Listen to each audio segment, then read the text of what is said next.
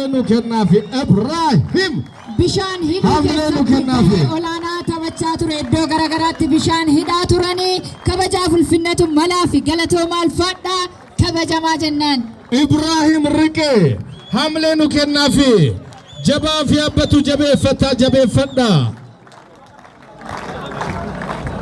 Duraanii magaalaa kana sadarkaa kana akka geessu ga'ee olaanaa taphate kabajamoo obbo Bokii Gaaddisa hamleenuuf kennaafi.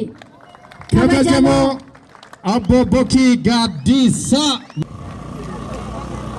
Namni si hundi bishaan qulqulluu akka argatuu fi akka dhuguu danda'u koree ta'anii jabaatanii jabeessanii waan gochuu qabaniif waan tolchuu qabani hunda tolchani kanniiniif kennina isin immoo hamileedhaan nu gargaartu. Kabajamoo kabajaan nuuf affeeraa bulchiinsaaf nageenya aanaa keenyaati. Kabajamoo hamileenuuf kennaafi bulchiinsaaf nageenya aanaa Dodolaa. Warra nagaa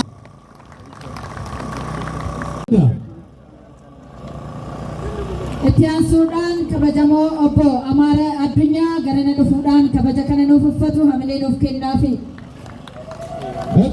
Dodolaa fi itti gaafatamaa waajjira qonnaa aanichaati. Hamileenu kennaafi. Nabi hamileenu kennaafi. Ulfinna guddaa isaaniif qabna.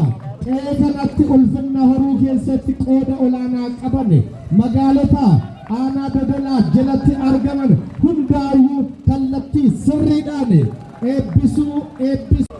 Warroonni kennaa qabdan saffisaan gara naannoo fidduu.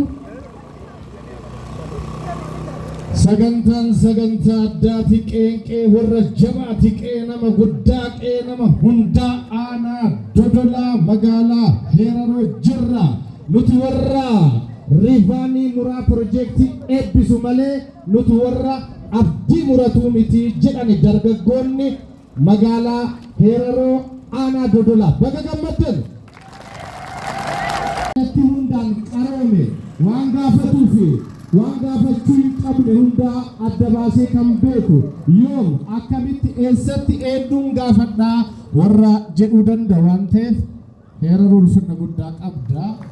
Ufumaaf hamileef hedduu nama galateeffannu nama sagantaa kana qindeessuu keessatti illee shoora olaanaa taphatani jalqabarraa hanga xumuraatti ga'ee namummaa isaanis baanii ga'ee hooggansaas bahuudhaan milkaa'ina sagantaa kanaa keessatti qooda olaanaa kan taphatan kabajamoo obbo Abduu Jamaal itti gaafatamaa ijaarsa paartii badhaadhinaa Damee aanaa Dodolaa hamileenu kennaafi.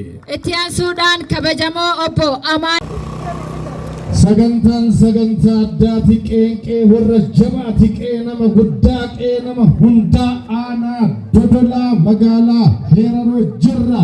Nuti warra Rifaanii Muraa Piroojeektii eebbisu malee nuti warra abdii muratuu miti jedhani dargaggoonni magaalaa Heeraroo aanaa Dodolaa baga gammaddan.